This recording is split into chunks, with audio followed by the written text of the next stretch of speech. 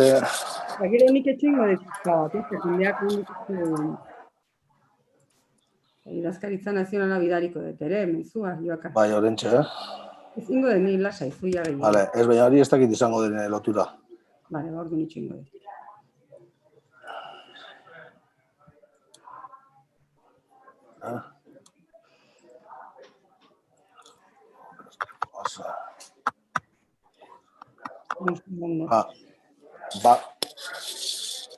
Gaude.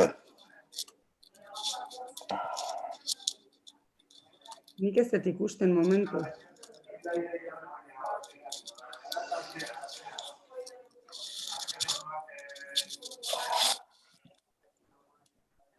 Jartzen du, el vídeo no está disponible. Bai?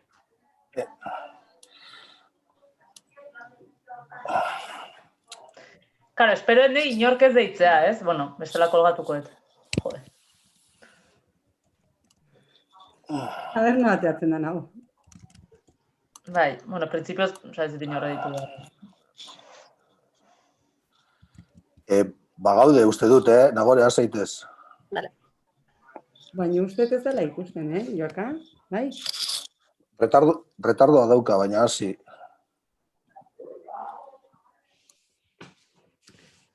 Bueno, lehenengo eta behin eskarrik asko denei etortzeagatik, eta, bueno, aurten telematikoki gauzatu behar izan dugun gure azarako 25ko formakuntza honetara, aurren urtean gertu egon gaitezken eta bueno, beste egoera batean, ez? Dakizuten bezala, gaurko gure formakuntza demokrazia patriarkala liburuaren aurkezpena da.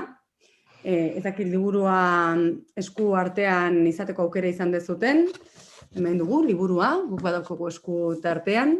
Liburu hau, Jule Goikoetxeak, Estitxu Garaik, eta gaur hemen izango ditugun Lore Lujanbio eta Zuriñe Rodriguezek idatzi dute. Liburuak gure nortasun politikoa diren instituzio, alderdi politiko, sindikatu eta bestelako eragile politikoak aztertzen ditu.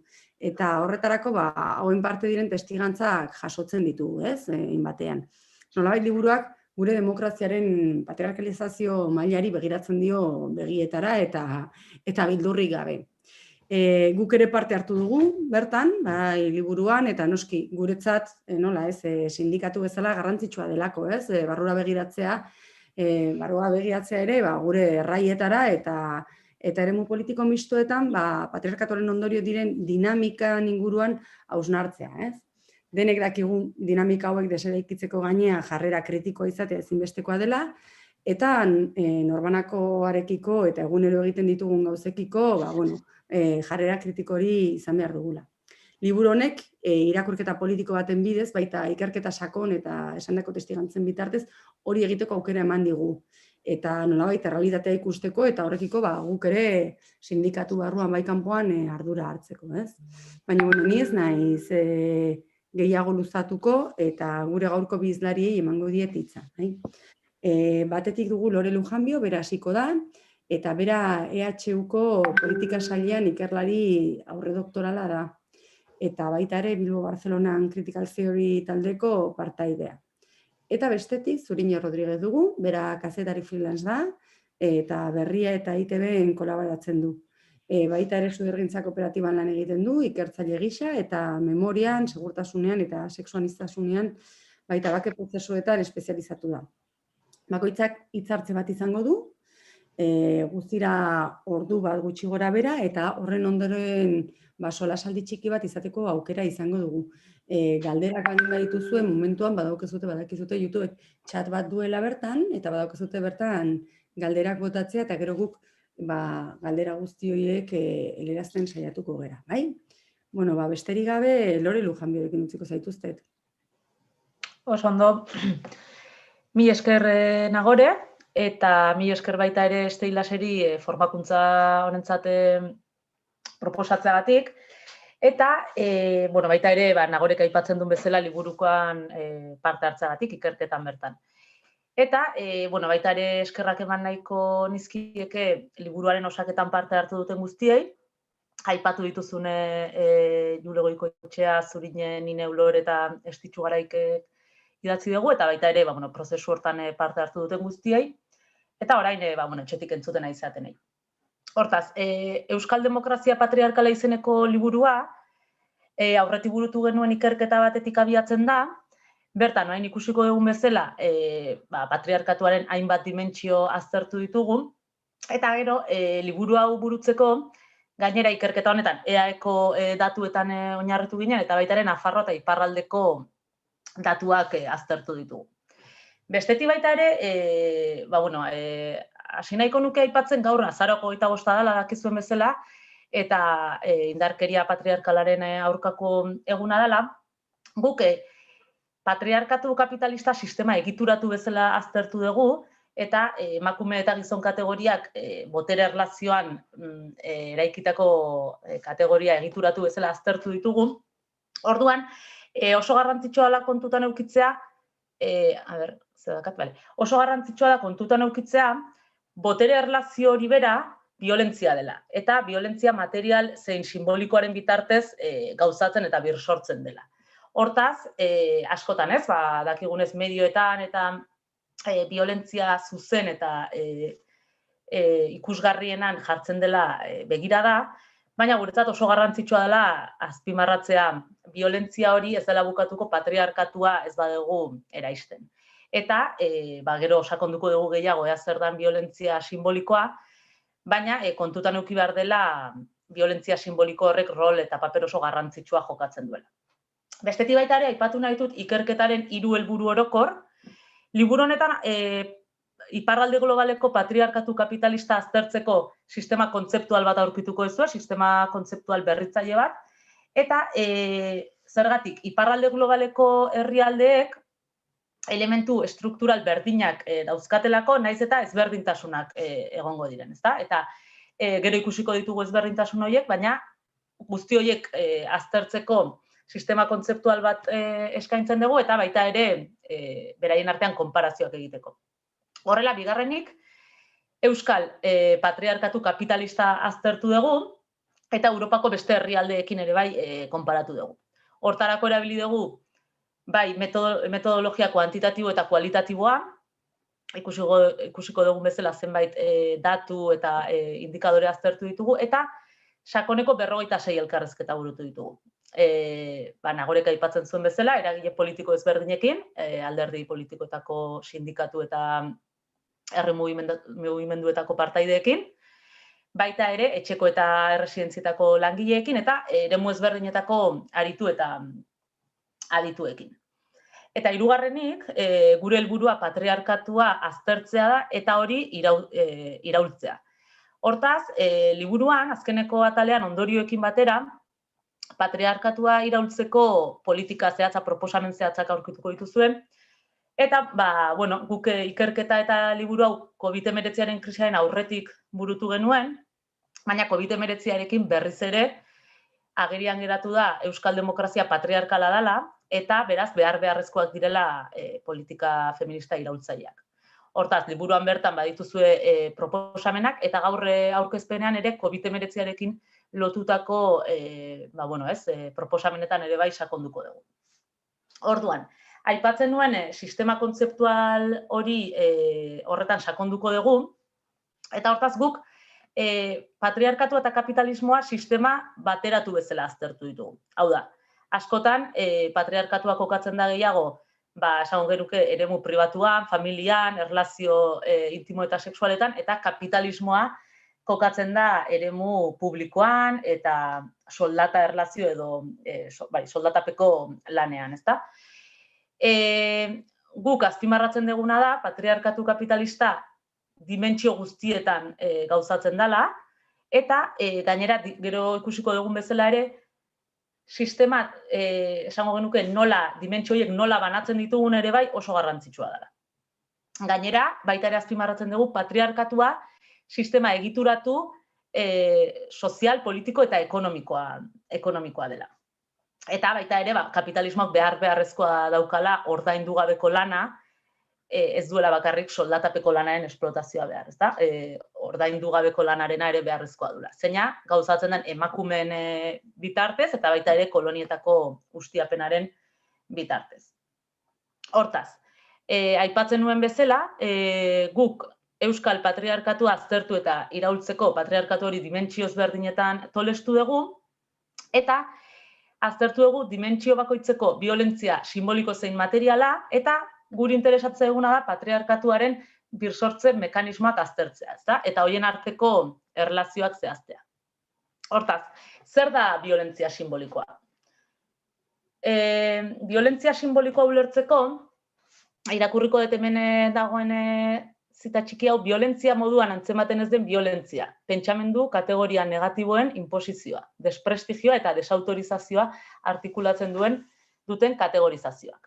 Hau da, kontutan eduki behar dugu gure mundu fisikoa simbolikoki artikulatua eta antolatua dagoela. Hau da, gizakiok munduarekin, gure identitatearekin erlazionatzeko hizkuntzaren bitartez erlazionatzen gara. Eta beraz, kategorien bitartez erlazionatzen gara. Hortaz, kategoria horiek errealitatean bertan txertatua daude, eta kontutan eduki behar dugu zentzu horretan, violentzia simbolikoa ez dela, esango genuke pentsamenduarekin, edo banakoen iritziarekin, edo arrazoiarekin lotzen den zerbait. Ez, horregatik azpimarratzen dugu, violentzia simbolikoa dira, gure mundua kategoria horien bitartez antolatzerakoan gauzatzen den violentzia bat. Hortaz, hori batetik, bestetik ere kontutan eduki behar dugu, violentzia simbolikoa gorputzetan itxasten dela. Zergatik? Kasu honetan, emakume eta gizonen eraikuntza burutzeko, gizontasunarekin lotutako esanahiak gizonen gorputzetan, portaeretan, espazio okupatzeko moduan txertatzen dira, eta emakumeetan berdina. Hortaz, zentzu horretan materialki gauzatzen dira, gorputzetan, eta baita ere, gero ikusiko dugun bezala, egitura material, ekonomiko, politikoen bitartez birsortzen dira. Hortaz, violentzia simbolikoa ere, beti violentzia materialekin lotuta ulertu behar dugu. Beraz, eta gainera, hemen aipatu bezala, violentzia simbolikoaren ezaugarrietako bat da, ez dela agerian antzematen. Esango genuke, violentzia zuzenak, hau da, esango genuke koakzioan oinarritzen dena, norbaiti indarkeriaren bitartez portaera bat gauzaraztean, hori oso ikusgarria egiten da. Baina, sistema batek bizirauteko denboran zehar, horregatik, beharrezkoa du violentzia simbolikoa ikusezin egiten dana, eta oso eraginkorra dana bizirauteko.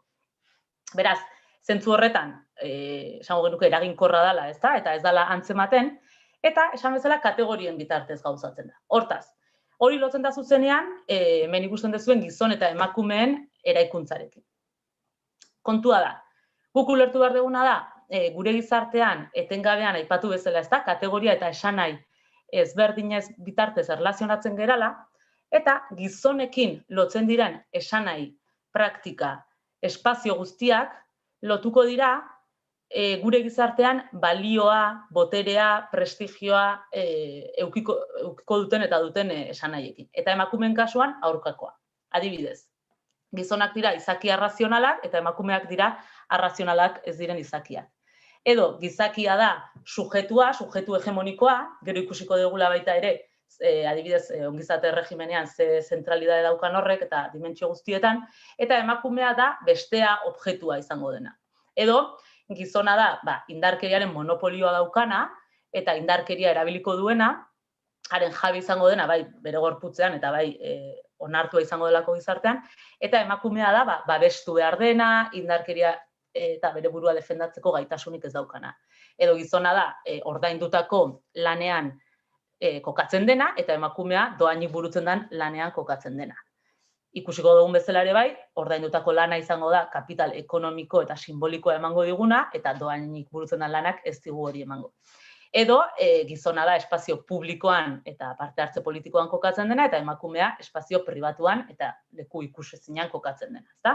Orduan, horrela egin dezakegu zerrenda amaigabe bat, nun ikusten dugun gizon eta emakume horiek, emakumeak eraikitzen direla esanahi horien bitartez, eta guk ere azpimarratzen dugu gizonen kapital simbolikoa emakumeen violentzia simbolikoa dela. Zer esan nahi du horrek? Guk ikerketa honetan aztertu dugu gizon eta emakumeen arteko ezberdintasuna klase sozioekonomiko eta soziopolitiko bezala. Eta beraz, beraien artean dauden kapital ekonomiko, sozial eta simbolikoen arteko ezberdintasun bezala. Hortaz, aipatutako biolentzia simbolikoarekin lotuz. Esan dugu, kapital simbolikoa da, gure gizartean balio simboliko soziala prestigioa daukaten esanahiak zure gain eukitzea. Hori oso argi ikusten da, adibidez, sukaldaritzan, emakumeek tradizionalki dohainik eta prestigiorik gabe egin duten jarduera bat, gizonak egiten dutenean, bihurtzen dela zerbait prestigio altukoa, elitista, ikusgarria, diru iturri bat, ezta? Adibidez, hor oso argi ikusten da bereizketa hor. Hortaz, kapital simbolikoa izango da, berriz ere, esaten dugun bezala, horren ageri ikusten ez dan zerbait, kapital ekonomikoa bezala, dirua, baina boterea, prestigioa, balioa, autoestima emango dizuna gizartean.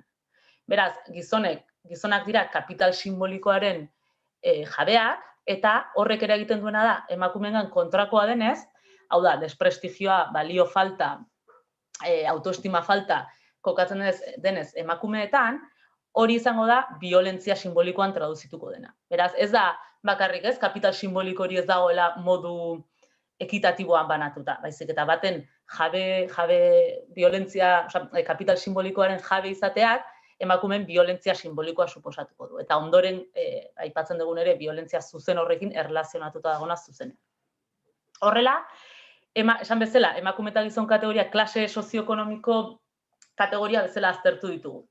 Ze esan nahi du honek? Guk aztertu dugu hori, esango genuke burgesia eta langilerian artean klase erlazioa dagoen bezala, emakume eta gizonen artean ere klase sozioekonomiko erlazioa dagoela azpimarratu nahi degulako.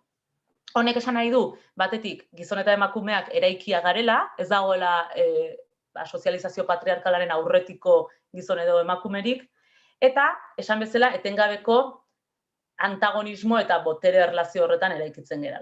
Hau da, gizona da emakumea ez den guzti hori eta alderantziz. Beraz, esan bezala, klase kategoriak direnez, suntsitu deseraiki edo hiekin amaitu dezakegu, era egituratu eta sozioekonomikoan ulertuta. Ez gara kokatzen horren beste banakoaren portaera zehatzetan, baizik eta gero ikusiko dugun bezala dimentsio guztietan birsortzen den kategoria bat bezala. Eta baita ere, esaten nuen bezala, kapital ekonomiko, simboliko eta sozialean ezberdintasuna ikusiko dugu emakume eta gizonetan. Ikusiko dugu gizonek kapital ekonomiko gehiago daukatela. Eta baita ere, aipatzen nuen bezala, gizonak ordaindutako lanean kokatuko direla eta emakumeak dohainik burutzen den lanean, hau da, produkzio bideetan kokapen ezberdinera eramango gaitu gizona izatea edo emakume izateak. Azpimarratzen dugulako baita ere, dohainik emakumeek burutzen dutena lan produktiboa dela, eta beraz emakumeak kokatuak izango direla hortan, eta baita ere, badaude beste adibide paradigmatiko batzuk ikerketa honetan aztertu ditugunak, adibidez, adindunen erresidentzietan gertatzen dena, ez? 80% langileen 80% baina gehiago emakumeak dira, baina enpresaburuen baita ere 80% baino gehiago gizonak dira. Eta baita ere ikusiko dugu beste enpresa askoetan, enpresa buru horien gehiengoak gizon txuriak direla.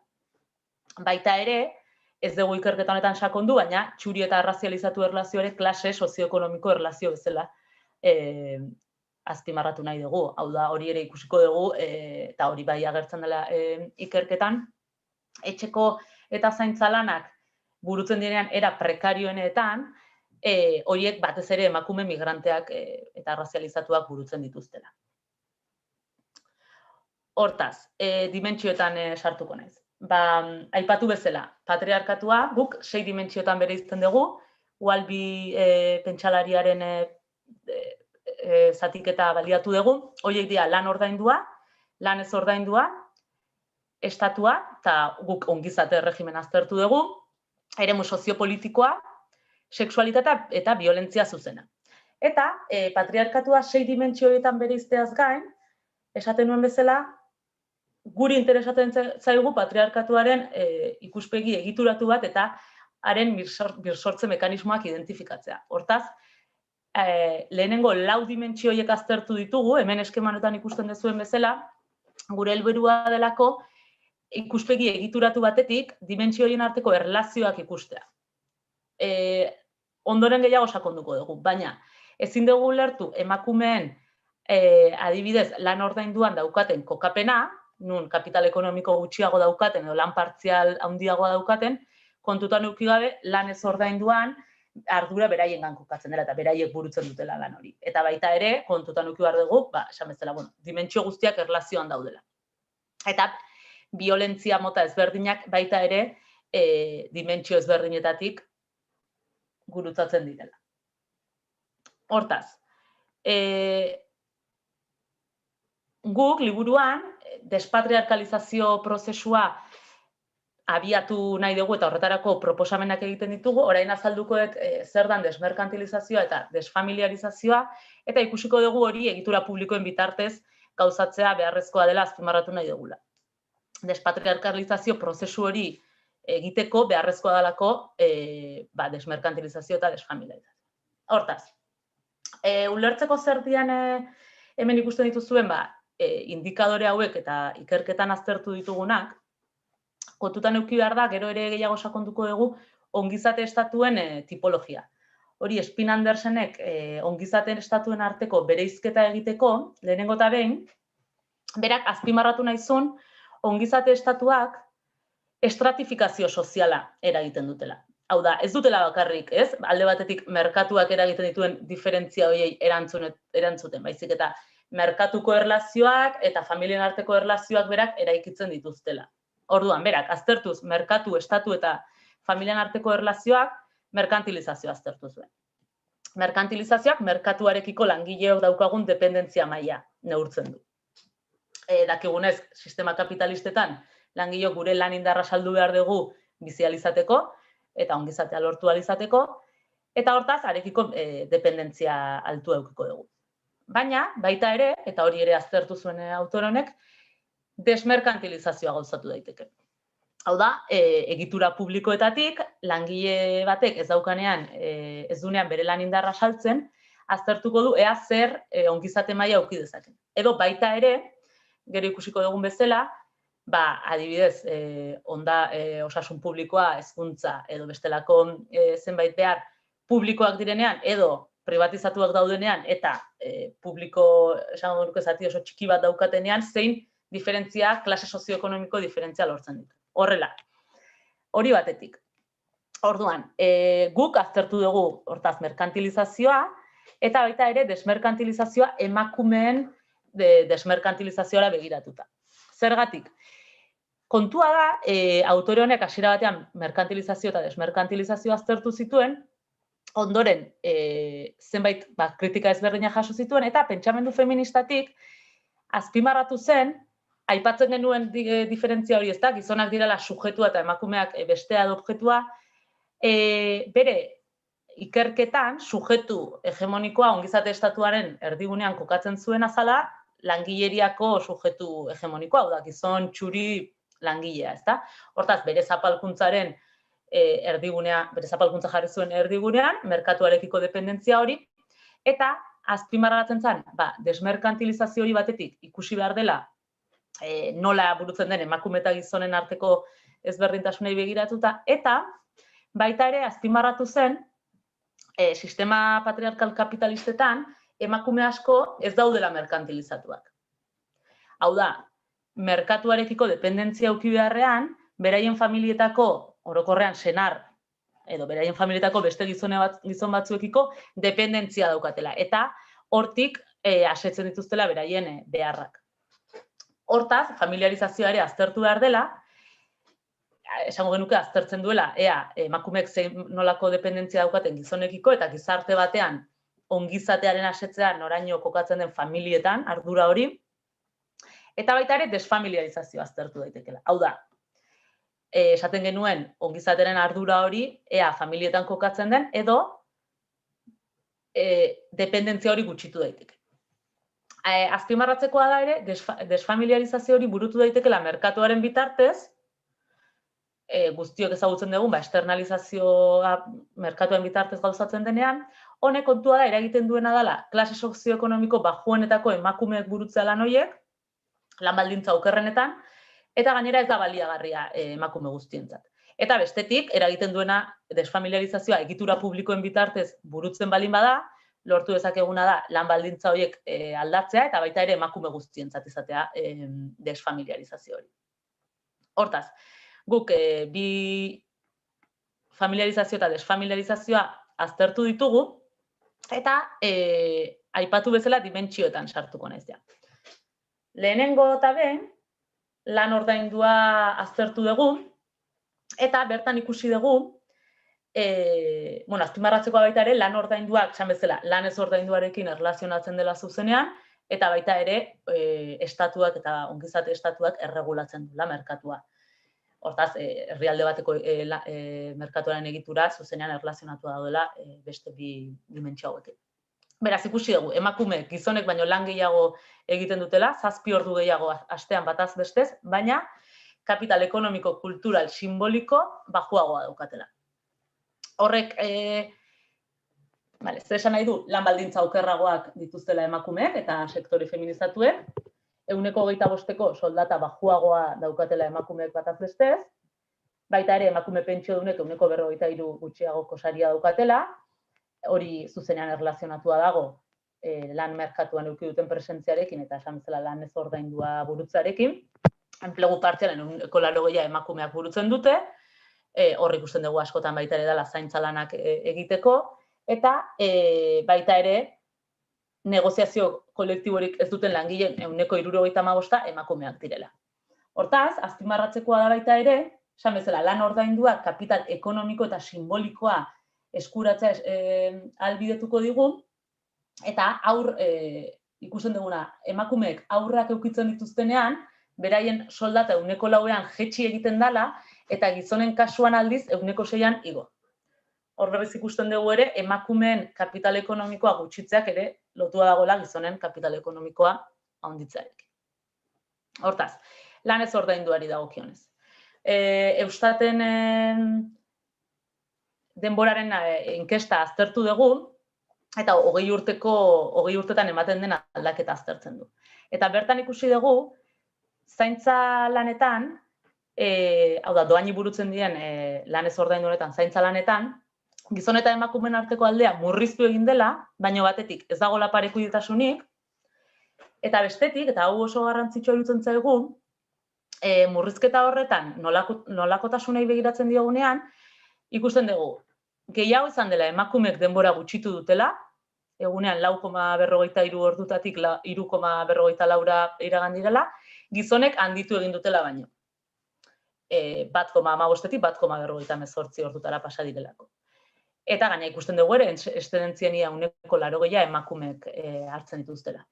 Hor pentsatu dezakegu adibidez, gertatu dela gehiago emakumeek lan ez ordaindu horretan denbora optimizatu dutela, diferent gizonen ardura eta parte hartzearen handitzea baino. Bestetik, baita ere, Eustaten inkesta honetan bereizten dute haurren jarduera ludiko eta ez ludikoen artean. Hor begiratzen dugu berriz ere nolakotasunetara. Hau da, ikusten da ere gizonen parte hartzea handitu dela jarduera ludikoetan. Adibidez, zure semearekin futbol partido batera joatea. Eta ez, adibidez, gaixo dagolako bere eskolara joatea, bera jasotzea etxera eramateko.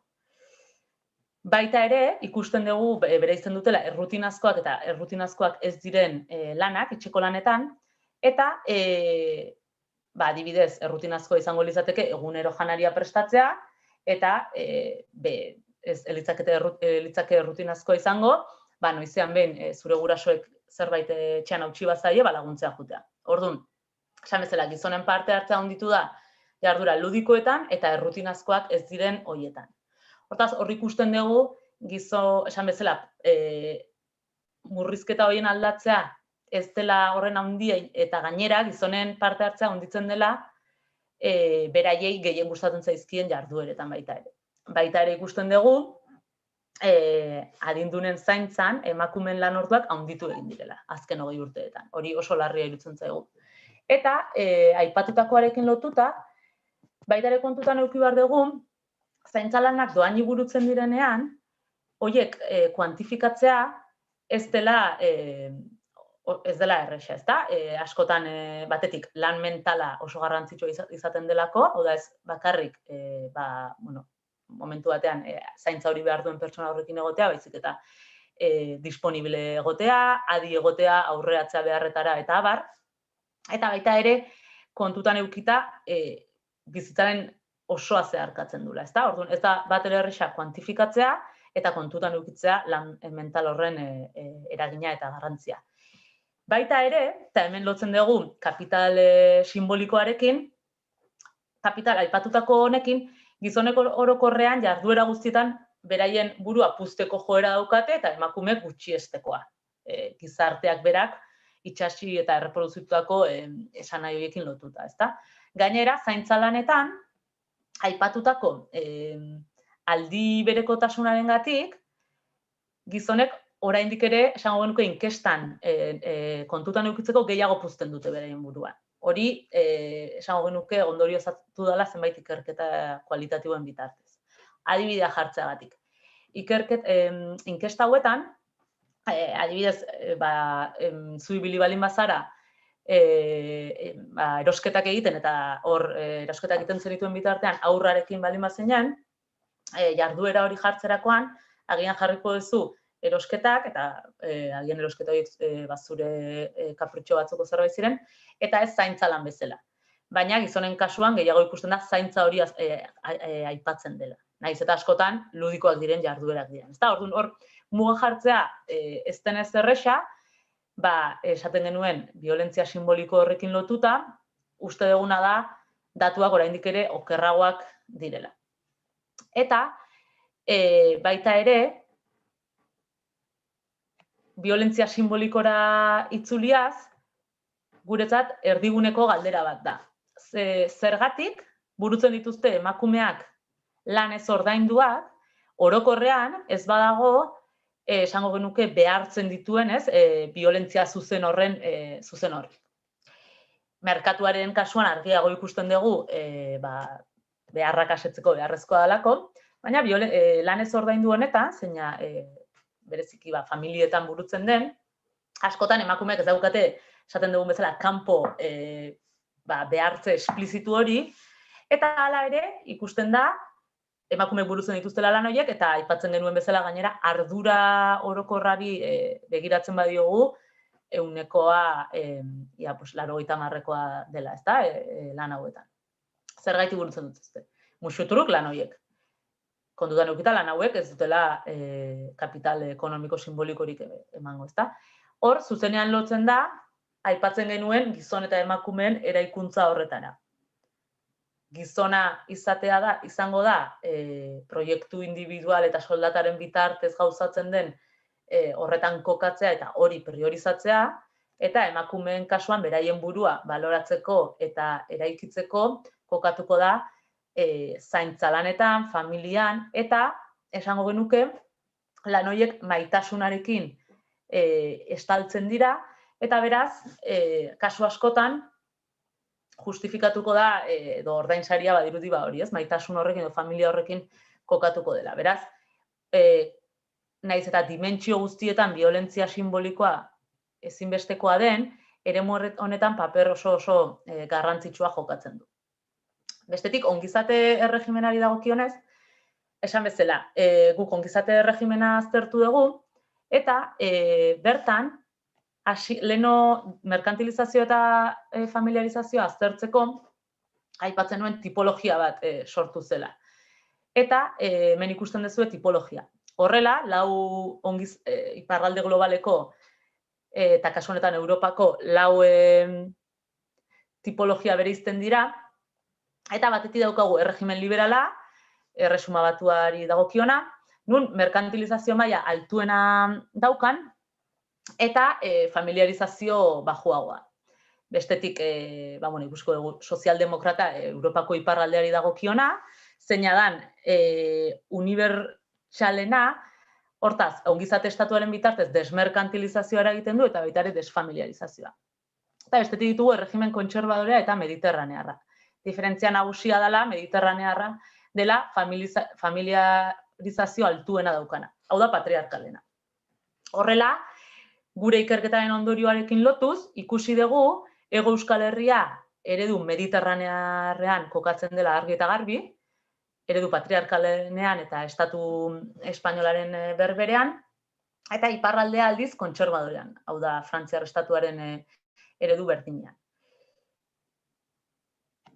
ezta? Eta gero ikusiko dugu desfamiliarizazio eta desmerkantilizaziorako zein neurri erabili daitezkeen. Edozein kasutan baita ere, agian hobeto ulertzeko desfamiliarizazioari dagokionez, aztertu ditugu egitura publikoen bitartez, adibidez, adindunen erresidentzia publikoak zenbaterainoko kobertura daukaten, baita ere dependentzia legea, eta esango genuke ongizate estatuaren bitartez eta egitura publikoen bitartez, zein neurritaraino kentzen den dohainik burutzen diren lan horien ardura familietatik, hau da, emakumeetatik. Eta orain, azkeneko dimentsioa azalduko du Zurinek, berari pasako diotitza, eremu soziopolitikoari dagokion dimentsioa delako. Bueno, egunen guztiei, pixkat, eremu soziopolitikoan sartzerakoan, guretzako biziki garrantzitsua zen diskurtsoan sakontzean, eta hortako hainbat elkarrizketa egin izan ditugu, bai sindikatuko emakumei, bai alderdi politikoko emakumei, eta baita gizarte mugimenduko hainbat emakumei. Eta, atera egun lehenengo ondorioa, izan da, nahiko diskurtso homogenizatua dutela, nahiko sentsazio berdinarekin ailegatzen zirela elkarrizketatara, eta gehienak, bai eskerreko alderdikoek adibidez, eta bai eskuinekoek, bai identifikatzen zituztela hainbat violentzia edo hainbat oztopo, esan genezake. Gero, zenolako definizioa ematen zuten, eta diskurtziboekin nola planteatzen zuten oztopoiek beste gauza bada, baina, berdintasunaren ispilu hori existitzen denik ez digute ez da bat ere esan, ez? Eta hori bada emaitza bat, ez? Diskurtsoan sartu baino lehen, ondoriorik garrantzitsuena eremu soziopolitikoan da, botere egunetan gizon gehiago daudela, ez? Euskal Autonomia Erkidegoko berdintasunaren legea dugunetik, orain dela 10 urte, badakizu orain justuki diseinatzen ari dela berdintasun lege berria, esan genezake eragin positiboa izan duela, portzentaia gora jundala, emakumeen presentziaren portzentaia gora jundala, baina oraindik nahiko urrun dago parekidetazunarean egoteko, ez? Zentzu horretan, Bizkaia da, hauteskunde zerrenda buruan emakumeen portzentai basuena duen lurraldea, beraz ere pentsa genezake emaitza elektoralen arabera, nolakoan da, eta Gipuzkoa aldiz presentzia gehiena duen emakumetan, ez? Zentzu horretan egisa da, eta gero sakonduko aurrerago, batez ere emakumeak esparru lokaletan daudela, alegia normalean parekidetasun hori askoz gehiago ikusten da, adibidez, udaletan eta udal txikietan Eusko Legebiltzarrean baino, ez? Alegia, non benetazko politika egiten den hori, edo simbolikoki eta imaginarioa benetazko politika iruditzen zaigun hori, normalean gizonezkoak dira gehien bat, ez? Eusko Legebiltzarrean dauden idazkari nagusien erdia baino gehiago gizonezkoak dira. Gu egin duguna da pixkat eremu honetan, nik ekarriko dizuet hainbat emakumeen testigantzak, eta horietatik abiatuta pixkat ematen topatu ditugun ondorioak komendatu ditugu, ez? Hortxe, Mireia Zarate elkarrizketatu genuen, bera da EBko idazkaria eta gazteri eta berdintasun arduraduna, eta berak esaten digu, hemen irakurtzen dezuten moduan. Ez diot inoiz gizon bati entzun jo, zenbat negar egiten dudan batzuetan, goizean atera eta gauean iritzi. Umeak goizean lo eta gauean iritzi eta batzuetan gauean lo. Alegia, hemen jartzen diguna da, izugarrizko kontziliazio arazoak dituzela emakumeak eta gizonak ordea politikan ez. Batetik kontziliazio neurriak ez daudelako, baina bestetik eta Loreko Sondoa azaldu duen bezala gure gain edo emakumeen gain hartzen dalako zaintza, ez? Zentzu honetan, oso ohikoa izan zen diskurtso bat, eta baita gehiagotan ateradan diskurtsoa da, nolatan emakumeak bai politikan eta bai sindikalgintza mundun, zein gizarte mugimenduan sartzen eta ateratzen dira. Alegia, normalean amatasunarekin zerikusia du, baina bezetan erre daudela horrekin. Gizonak gehiago mantentzen dira eremu soziopolitikoan, emakumezkoak baino, violentzia simboliko hori ez dutelako pairatzen edo eurek sortzen dituztelako, ez? Adibidez, Buinek, Podemoseko zinegotzia zena Arrasateko udaletzean, esaten digu honek, ez? El 80% son hombres y además de avanzada edad. En la asamblea, esa mayoría masculina se nota muchísimo. Por ejemplo, acaparan los turnos de palabras y mis dos compañeras rara vez cogen el turno. Bueno, zentzu horretan, behin baino gehiagotan ateratzen den beste ondorio bat da, gizonen arteko aliantza ez formalak sortzen direla, eta orduan emakumeen autoridadia eta emakumeen hitza alde batera uzten dela violentzia simboliko hortaz, ez? Batzutan, adibidez, emakume askok kontatu digute hainbat alderrikoak erabiltzen dituzten estrategia batzuk horri, justu horri, hori salatzeko da, bere alboan dakaten gizon aliatu esan genezake bat, gauza bera esatia, eta orduan ikusten da, eta ikustarazten da, nolatan bera esaten duenean balio politikoa ematen zaion, eta emakumea esaten duenean balio politikori hori ez zaion ematen, ez? Hau alderdi guztietan eta sindikatu guztietan atera zaigun ondorio bat. Estibaliz Kanto, adibidez, PSeko sinagatzia Gasteizko udalan, beste aipu bat ematen du, edo beste lan hildo bat ematen digu, eta berak esaten digu. Aparte de las que estamos en el gobierno, tenemos una secretaria, el resto, comunicación, coordinación y asesoramiento son hombres. Ikusi degun beste gauza bat da, potenteak ulertzen diren sailak, alegia gordinak diren saioiek, politika, industria eta bestelakoak segurtasuna eta normalean gizonen esku geratzen dira, eta ahulak konsideratu izan diren departamentoiek, naiz eta estrategikoak diren, normalean gizonen emakumen gain erortzen dira, ez? Beraz, batez ere gizonak dira boterea geure ganatzen duten, zeren estrategikoak diren departamentoien buru dira. Eta normalean zaintzarekin zerikusia duten eta organizazioarekin zerikusia duten ardurak eta rolak normalean emakumeen gain erortzen dira. Adibidez, idazkaritzak. Zentzu horretan ere oso errepresentatiboa da nolatan normalean komunikazio rolak edo komunikazio ardurak gizonengan erortzen dira, batez ere postu politikoak direnak eta emakumeak postu teknikoak hartzen dute. Postu politikoak dira batez ere estrategia eta erabakigunetan dauden irudi horiek, eta teknikoak dira egunerokoan komunikazioa egiten dutenak. Honetaz asko hitz egin dezakegu, adibidez asko pairatzen duen gauza bat. Estibaliz Kantok ere beste aipu bat ematen digu, eta berak esaten digu, te menosprecian directamente, socialmente llama la atención que Hacienda y Urbanismo pueda llevarlo una mujer, deportes igual, no llama la atención como sociedad conjunto, pero sí los grupúsculos que hay dentro del deporte. Beraz, batetik leno esan dugu, normalean emakumezkoak ez daudela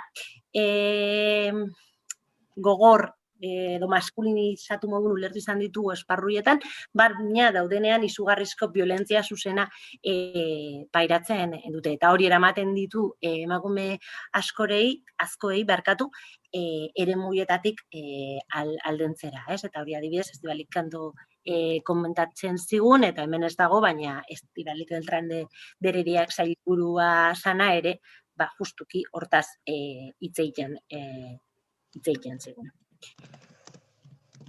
Vale.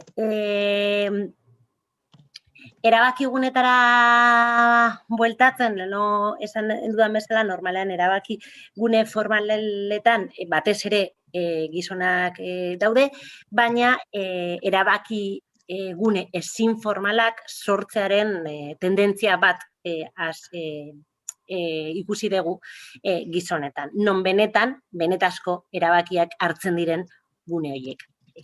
Gune horietan, normalean, emakumezkoak ez daude batetik gune informal horien definizioan parte hartzen ez dutelako, gonbidatuak ez direlako, baina beste batetik ere erabakigune informal hauek sortzen direlako konziliazioa egiten den espazio horietan, ez?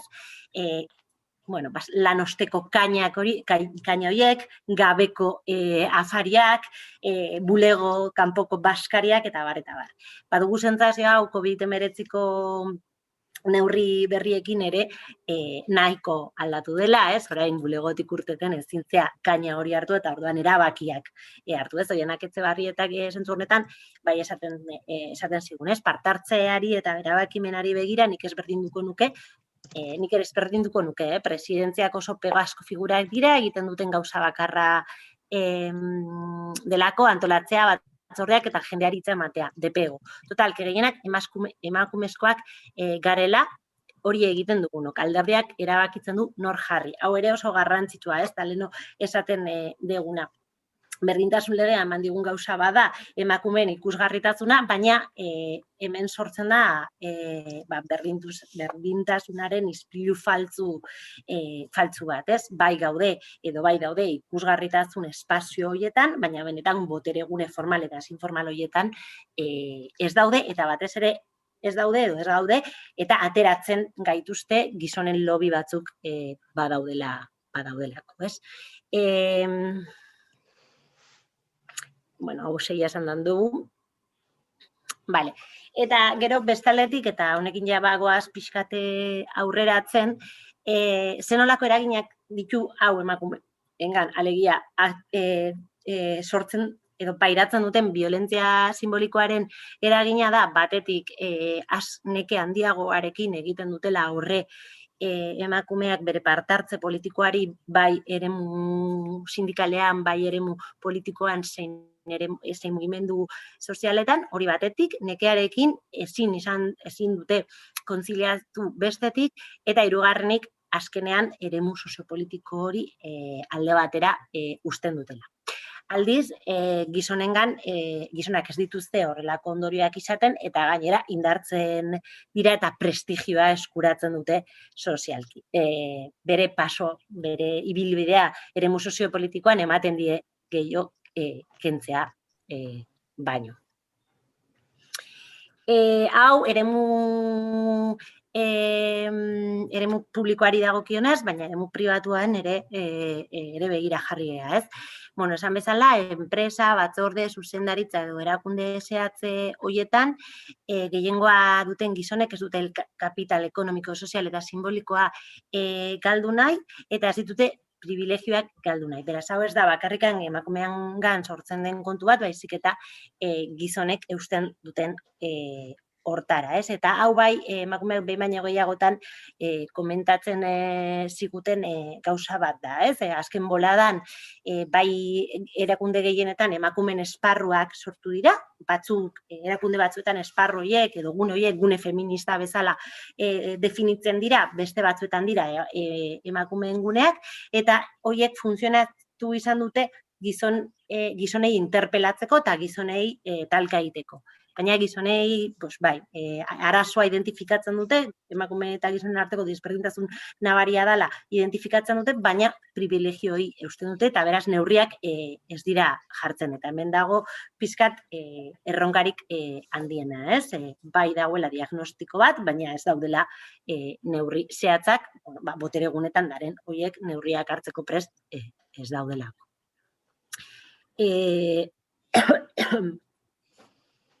Bai, esan bezala,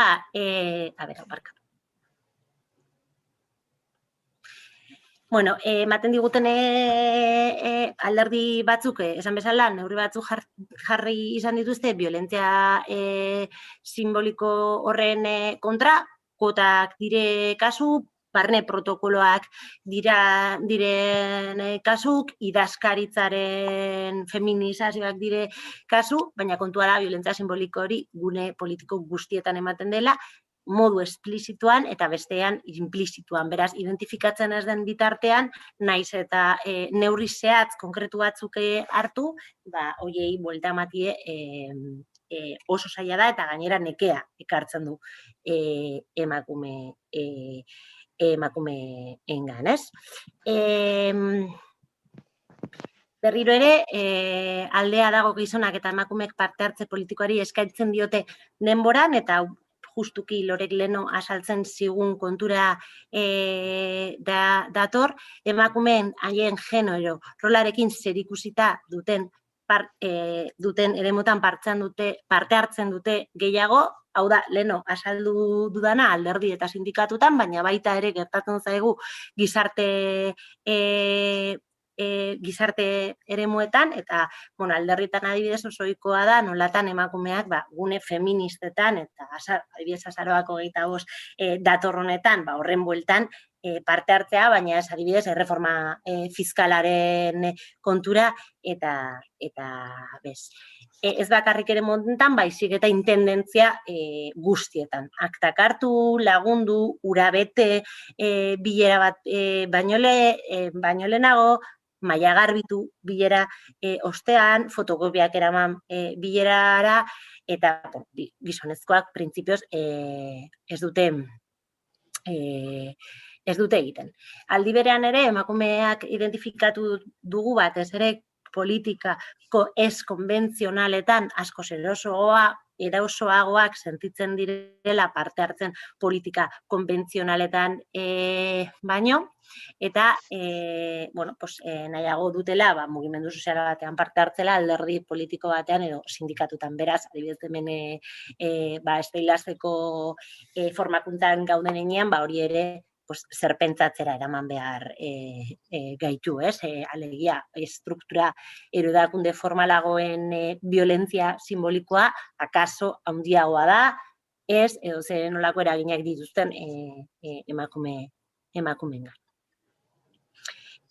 Berriz ere bueltatuko naiz gune formalak eta informalak, informaletara, zen hau asko atera da alderdi guztietan, eta esan genezake batez ere eskerreko alderdietan eta eskerreko sindikatutan, eskerreko sindikatutan alegia, ateratzen den gauza bat dela, ez? Espazio ez dira generikokiko itzu eta tradizionalki espazio formaletako gune informaletan hartu izan dira erabakiak antolakunde askotan. Baita gune informaletarako sarbidea zailagoa da emakumentzat. Hau oso klabe da, oso emakume gutxi daude gune informaletan, eta ezinezkoa dute sartzea. Askori adibidez galdetu diegun gauza bat da, ea ondo egon daiteken adibidez emakumeen gune ezin formalak sortzea lobby modun funtzionatzeko. Eta egia da emakumeak askotan esan digutena da, estruktura formal horiek, ez? Nahiago dituztela erabakiguneak sortzeko, beraz. Gizonen lobiak sortzen diren bitartean, emakumeen lobiak sortzea askoz gehiago kostatzen da edo kostatzen zaigu.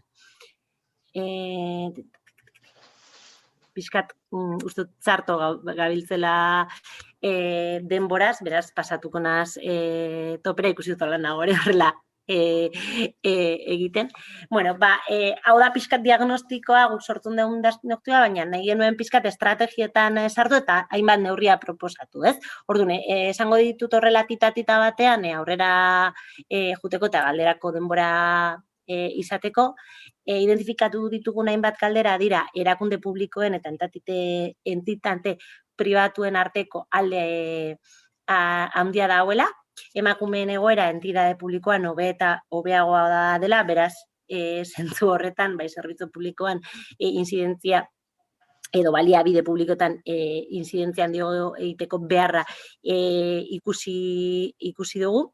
Eta, erresistentzia mota ezberdin asko identifikatu ditugu, batzuk kolektiboak, beste batzuk ez kolektiboak, barnetik datoztenak, kanpotik datoztenak, mugimendu feministarekin harremana eta aliantzaren artekoak, eta, erresistentzia horiek batzuetan antolatuak dira eta beste batzuetan ez, gero nahi baduzu esakundu dezakegu erresistentzia horretan, baina jadanik ematen ari dira, eta ematen ari dira gune guztietan, gune politiko guztietan, ez, emakumeen partetik.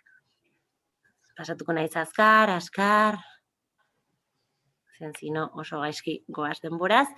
Eta, bueno, ez genuke bukatu nahi, COVID-19 ekarri digu beste paradigma bat, eta, bueno, eman dira hainbat egoera, baina gu COVID-19 baino leheno publikatu genuen ikerketa, eta hainbat proposamen oso orokorrak planteatzen genituen, gero nahi baduzu sakonduko dugu, justuki, diagnostiko honi buelta emateko, ez?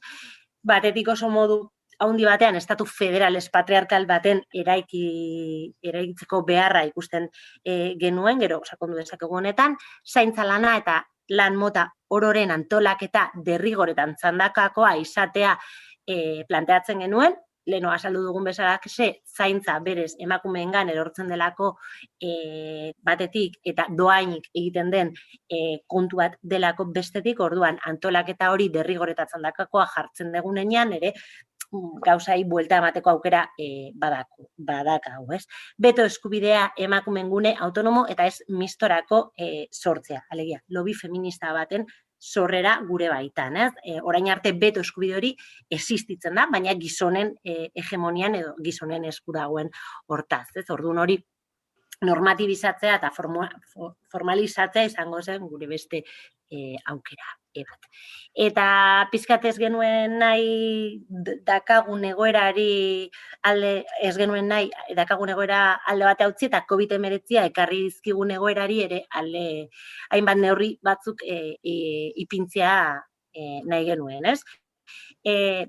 Krisi sozioekonomiko, epidemiologiko ni aurre egiteko planen eta aurrekontuen egiturak eta gauzatzea eta ebaluazio feminista beharrezkoa da, orain aurrekontuak datozte eta hauek perspektiba feminista izan behar dute nonai eta hori ere emango digu aukera buelta moteko, funtsezko zerbitzuen gutxiengo lanbaldintzak eta aitortza soziala beharrezkoa da, konfinamendu garaian funtsezkoak jo diren zerbitzu asko sektore feminizatu eta prekarizatu izan dira, asko hitz egin da zein garrantzia dakaten sektore horiek, zaintzaileak, kajerak eta bar, baina ez dago inongo aitortza sozialik eta aitortza ekonomikorik, ez?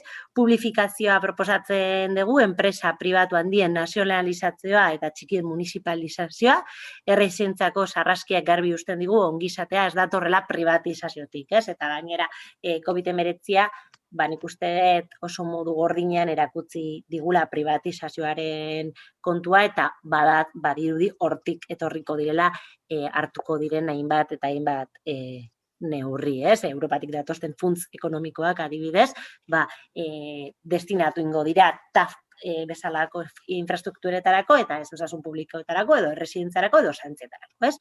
Eta bukatzeko emakumeen landa baldintzei erreparatzeko urgentzia bate ikusten dugu, etxeko lana erregimen orokorrean kokatzea proposatzen dugu, ordutegi malguagoak eta 35 orduko lan jardunaldia ezartzea, ez? Badakite eztabaida asko dauela ere telelanaren arire, igual uste utzi dezakegu bukaerarako, oso azkar jo naiz, beraz barkatu, eta uste dut hemen bukatu dezakegula eta horrela ere badakagu tartetxo bat galderentzako. Bai, ez dakit.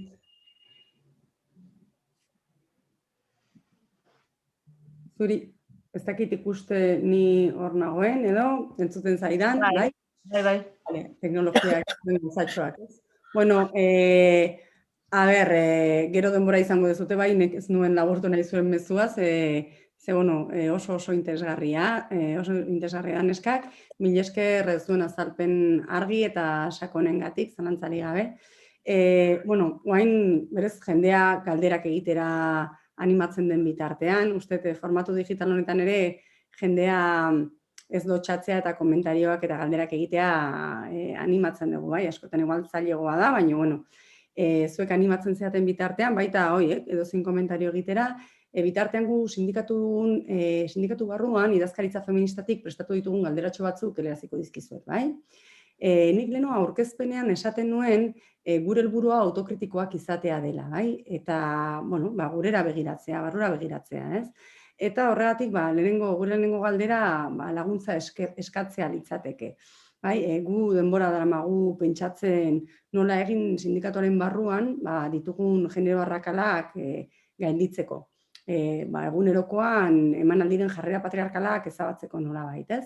Berdintasun planak aldira konponbide egokiena, badakigu gero eta berdintasun plan gehiago daudela, baino dena konpontzea aldute berdintasun plan hauek, ez? Hori litzateke galdera. Eta gero, pentsatzen dugu agian norbanakoaren kontzientziazio mailan dagoela gakoa edo, eta horrela baldin bada, kontzientziatu nola izan gaitezke eraginkorrak kontzientziazio hori gauzatzeko. Hemen botatzen dizuegu galdera laguntza eskaera, bai? Ez dakit zuetako nork erantzun nahi duen, baina... Mila esker nago, ni hasiko naiz. Lehenengo eta ben hori ez, azpimarratzekoa dela eragile politiko misto guztietan aipatzen duzun bezala gertatzen diala eta birsortzen diala erlazio patriarkalak. Eta zentzu horretan adibidez, aipatzen dituzun berdintasun planak, nik uste kasuz kasu begiratu beharko liratekela eta zentzu horretan batetik oso garrantzitsua dela ulertzea despatriarkalizazioa bai gizarteko dozein eremutan burutzerakoan prozesu bezala ulertu behar dela. Hau da, etengabeko aldaketetan jarri behar dela begirada eta momentu bakoitzean ean nola birsortzen ari den patriarkatua. Horra adibidez ere elkarrizketetan ateratzen da eta uste dugu azpimarratu behar dela parekidetasuna beharrezkoa dela, baina ez dela nahikoa. Hau da, gizon eta emakumeen portzentai berdina egotea sindikatuetan, ez du esan nahi, ez direnik erlazio patriarkal horiek birsortzen. Begiratu behar da, zein postu eta gune diren adibidez, aipatzen genuen bezala ez, botere eta erabaki guneak direnak, eta ea hor emakumeak edo gizona dauden. Edo baita ere, ea erabakiak hartzen ari diren espazio formal edo ez formaletan, eta nola neutralizatu daiteken hori. Baita ere, guk gure zurinek aipatu ditu proposamen batzuk botatzen ditugula, ez? Eta oso orokorki azalduta, baina adibidez sindikalgintzara eraman da, uste dugu, eta dozein eragile ezkerreko eragiletara, ezta? Beto eskubidea duten emakumeen guneak autonomoak sortzea garrantzitsua dela, eta horiek, formalki egituratzea. Ikusten dugulako gainera, guk aldaketa hori egiteko eta gune ez formalak neutralizatzeko eraginkorragoa diala gune formaletan kokatzea beto eskubide hauek. Ze gune ez formaletan, botere gehiago daukaten sujetuak beti beraien interesak eta beharrak lehenesten dituztelako, ezta? Bestetik adibidez ere, zaintzalanen beharrezko eta txandakakoa aurrera eramatearen ideia hori, uste dugula, garrantzitsua dela, ez? Adibidez, zuen kasuan Steilasekin, hezkuntzako sindikatu bat zeaten ez, eskolak izan daitezkela horretarako bide oso interesgarria eta eraginkorra, ezta? Dakigunez gainera, emakumeak etxekotzeko prozesuetan, esan eta adibidez frankismoan garaian, erabilizian eskolak emakume irakusteko, ez? Esan eta labores del hogar eta bezalakoak. Gaur egun igual, noski, pentsa ezina iruditzen zaigu hori, baina bai erabili daitezke alderantziz, ez? Esan nahi, ze gaur egun emakumeen doako lanean eta zaintza lanean kokatze hori ez da egiten horren esplizituki garai horretan bezala, baina gertatzen ari da hori, ezta? Horren eskolak adibidez erabili daitezkela aurren kasuan gizonei erakusteko eta behartzeko zentzu horretan, ez? Ulertuta beharrezkoak direla lan horiek burutzera. Bai ikasle zaharrenek gazteagoen zaintza ardurak hartuz, baita ere, ez, eskoletako garbiketa edo beste zenbait lanetan lanak burutuz, adibidez, ez, hori lotzen proposatzen dugun neurri batzuekin. Eta bestetik baita ere, aipatzen zenunakin kontzientziazio, banakoen kontzientziazio horrekin, uste duguna da, beharrezkoa dela, kontzientziazioa eta beharrezkoa dela aurrera ematen dianean aldaketak horiek azaltzea eta legitimatzea, baina bakarrik banakoi kontzientziazio horretan kokatzen baldin ditugu aldaketak, ez direla, aipatzen dugun patriarkatuaren birsortzetan ez diala aldaketa gertatzen, ez? Gehiago gertatzen diala, estaltzeak edo aldaketa kosmetikoak batipat. Eta, askotan, gainera, mekanismo horiek ez direlako nahi eta nahi ez, era kontziente, arrazional zehatz batean gertatzen, baina etengabean gertatzen dira. Eta orduan aldatzeko behar ditugula, mekanismo horiek izatea, bai estrukturalak eta formalizatuak, eta baita ere, horien azalpena eta legitimazioa eta kontzientziazio hori burutzea, ezta? Eta hori, ez dakite, pixkat hori orokorki esanaz, ez dakit zurinek zuzerbe gehiago komentatu nahi duzun?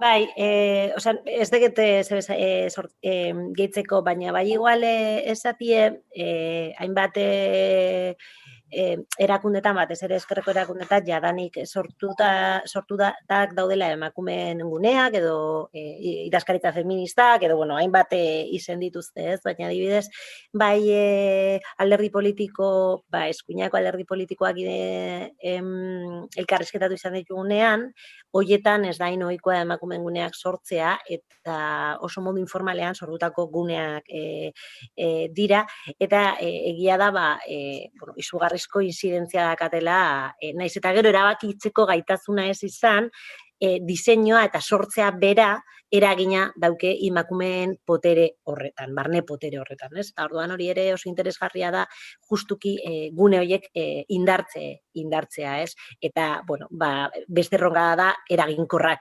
izatea, ez? Esparru batzuetan non oraindik sortutak ez dauna sortzeko beharra dago, baina sortuta dagoen horietan benetan eraginkorrak izan behar dira, zentzu horretan nik ekarri nahi dute gaur sortu den polemika edo ez dakite, Maira, azaroako 25 dela eta, hainbat kartel ikusi ditugu, eta, saretan sortu da nahiko eztabaida EH Bilduk planteatu izan duen kartelarekin. Ez? Eta, nik badakat galdera, ez? Nik hau ez dakit, ez? Baina ez dakit adibidez mai feministak edo idazkaritza feministak ez dakit kapazitatea izan duen kartel hori erabakitzeko edo ez, eta batzutan hau gertatzen den gauza bat da, ez? Idazkaritza feminista bat dago edo gune feminista bat dago, baina gero benetazko edo askarreko erabaki horien atzean ikusten dugu ikuspuntu feminista ez dagoela, eta nik badakit hori ez dela mai feministako irakurketagatik, baizik eta batzutan mai feministekin ez delako kontrastatzen, edo bai feminista ez delako ulertzen benetan zuzendaritzatik edo gune importantetik egon behar den idazkaritza modun, ez? Orduan, nik ekarri dut hau, zen ikustete nahiko polemika sortu dela gaur, baina bai ustete erronka handia dela, sekretaria eta idazkaritza feministak benetan erabakigune guztietan egon behar dela, eta ez bakarrikan makrokampainak egiteko gunea bezala ulertu behar degula, ez? Guztiz ados, ez? Esaten dezunarekin, ikuste dut guk adibidez sindikatu barruan idazkaritza feminista organoa da, eta horrek, eskumen gaitasun bat ematen dio, ez da betoa, baina eskumen gaitasun bat ematen dio, baina argi dago ere, aipamen bat egiteagatik, gaur esaten zen duen gertakari horren arira, ez? Gaur egun nola baita ere zurik eta moreak eta feminismoak alako nortasuna ematen digun eragilei eta horrela, askotan ikuste puenteatze hori arriskutsua izan daitekeela, eta gehien bat mezua ez dalako kontrolatzen. Naiz eta beto eskubidea izan askotan emakume gero ukatu egiten zaigu, ez? Jendea animatzen ari da galderak egitera. Hortaz, nik, botako dizkizue, adibidez bat txatean iritsi zaiguna, batek galdetzen digun telelanak ekar lezaken arriskua aldinerokotasuna da aipatzen dezute, ez? Hau, azaldu dezakezute pixkatxo bat, mesedez? Eta azalpen bikaina eman dezutela ere aipatzen du. Osea, zakitzuetako nork erantzun nahi duen, edo botatzizkizuet pare bat batera eta gero ikusten dezute, adibidez? Bai? Bestetik guk ere telelanari lotuta eta pandemiak eragin duen genero arrakalari begiratuta argi dago, ez? Pandemia genero arrakalau areagotu duela bereziki, ez? Eta telelanak publiko eta pribaturen arteko muga hori apurtzea eragin duela. Zen neurri hartu genitzake hau konpontzeko? Hoi guk genuen galdera bat da, eta horrekin lotuta ere, larrialdi honek, ez, esan bezala, egiturazkoak diren hainbat arazo jarri ditu mahai gainean gure ustez, ez? Asko kontziliazioarekin zerikusia dutenak. Etxe barruan eta etxe kanpoan, ez? Eta guk ikusten dugu, telelan formatu hibrido hauek, gero eta gehiago ematen direla lantoki gehienetan. Guk adibidez burbuilatan funtzionatzen dugu, arriskuak murrizteko eta abar, ez? Eta guk argi dago egoerak kontziliazioa beharrarekin egiten dula talka, ez? Nork egiten duen etxean lan, nor joaten da lantokira, nor gelditzen da umeekin PCR-en zai daudenean edo gaixo daudenean, ez? Eta, azken finean, zer gertatzen da familia heteropatriarkalik ez dutenekin, ez? Ez aldugu kontziliatu behar. Nik uste dut, egoera honek kasuistika guzti horiek mahai gainean jarri dizkigula berriro. Ez dakit honen inguruan. Bai, nik adibidez, hasigo nintzak ere, esanez, COVID-19arekin ikusten duguna dela, zaintza lanak indiala zentzu batean handitu, bai momentu batean eskolak itxitzeanean aurrak etxera joten dialako, bai adindunak erresidentzietan ikusten delako sarraski handia gertatzen ari dela eta etxeetara bueltatzen dialako batzuk, bai esate dezuna PCR probengatik edo konfinamenduengatik, hau da, lan zama hori handitzen ari da eta aldi berean gertatzen ari dena dela, egitura publikoien bitartez, komentatzen genuen desfamiliarizazio horretan sakondu beharrean, zeina, guk azpimarratu nahi duguna ere da, beti egitura publiko horiek egokitu beharko dira momentu horretan gertatzen ari diren beharretara. Ez badira egokitzen, hau da, lan zama handitzen baldin bada eta egitura publiko horiek behar horiei asetu beharrean gutxitu ere egin badira, gero ikusiko dugula zenbait gauzetan berez abian zeuden pribatizazio prozesuak sakontzen ari direla, orduan argi eta garbi gertatzen dana da, aipatzen denun, egitura patriarkal eta violentzia simbolikoekin lotuta, emakumeen lan zama handitzen dela ikaragarri. Hor, liburuan gainera aipatzen dugu, atzematen dugula, proiektu neoliberalaren barruan, badagoela emakumeak doako lanean eta etxean kokatzeko inertzia edo prozesu bat, edo interes batzuk, ezta? Eta ikusten duguna da, hori momentu batean egin dela oso ageri indartu. Eta hori oso arriskutsua dutzen zaigu eta salatu nahi duguna ikuspegi feministetatik. Baita ere, interesgarria iruditzen zait, komentatzen duzun publiko-pribatu horren haustura, eta nik azpimarratuko nuke, haustura baino, eta ulertzen ez zentzuta, baina berkonfigurazioa gertatzen ari dela, eta adibidez, esaten genuna ez, privatizazio prozesua gertatzen ari dira, ze aurren eta adindunen zaintza hori ezin bada beste egitura horien bitartez burutu, bai ez dagolako osasuna bermatzeko modurik, bai ez dagolako publifikazio bat edo dena delakoagatik, oraindik ere handitzen da familiarizazio eta hortik ez, doako lan horien privatizazioa handitzen da, eta aldi berean, soldatapeko lana horren telelanaren bitartez etxean sartzen da, eta besteak beste eragiten duna da argi eta garbi, emakumeek hori esaten duna burutzea lan horiek gehiago, baita ere, nik uste garrantzitsua dela, soldatapeko lana burutzen danean, esango genuke, etxetik kanpo, horrek askotan baliatzen dula, hor beste doako lan horretan muga jartzeko aukera edo ez, ze ikusten dugu emakumeen kasuan ordaintzen den lanean egoteak ez duela eragiten besteaz ez eragitza, baina behintzat, aipatzen genuen mugaren bat jartzeko aukera. Etxean denan hasten danean, argita garbi ikusten dugu hor indartzen diala patriarkalizazioa handitzen dela. Eta bestetik ere adibidez esango nuke, uste dutela, violentzia simbolikoekin lotzen dugun, doako lan hori eta zantza lan horiek emakumearekin lotzea eta maitasunarekin lotze hori ere, zenbait diskurtsotan egin dela, oraindik ere handitu, ez? Bai apelatzen delako orain, egoera honetan, guztiok egin behar ditugu sakrifizioa, komunitate bati, eta holako, mezu askotan, ez? Eskerrik asko zaintzeagatik, eskerrik asko horregoteagatik, horrek uste dugu maitasunaren diskurtso hori handitu egiten dula, eta adibidez, nik interesgarra irutzait, goatzen den naiz, Remedios Zafrak feministaldiko hitzaldian aipatu zuela, adibidez, orain komentatzen denun, ez? Violentzia simboliko hauekin lotuta eta bar, dirua duen eta bere beharrak asetua dituen horri prestigioarekin ordaintzea, hau da, esango nuke klase sozioekonomiko altu eta gizonen kasuan, gizon txurien kasuan, hori prestigioa ematea dela, ez? Kapital simboliko horren bitartez, baina, prekaritatean dauden kasuetan, balio horrekin ordaintzea dela, beraien esplotazioa esango nuke indartzea eta ezkutatzea, eta emakumeen kasuan uste dugu dela, oraindik ere violentzia hori handitzea, ez? Izango litzateke, neskame izateagatik zure burua baloratzea moduren batean, ez? Eta hori uste dugu dela violentzia ezkutu eraginkor bat oso bortitza egindana indartu. Eta, hori, eta ez dakit zurin ezarbe gehiago komentatu nahi duzun? Igual, ez dakite pizkat telelanaren arira, baina bai telelanak ematen diguna hitzakia zaintzaren inguruan hitz egiteko beste bi haupu oso, sartzekoak iritsi zizkidanak, eta da, bigarren olatu, COVID-19 bigarren olatu honetan, egia da, konfinamendu bera ez dela existitzen, eta orduan sortu da, hibrido moduko arraro bat, non kalera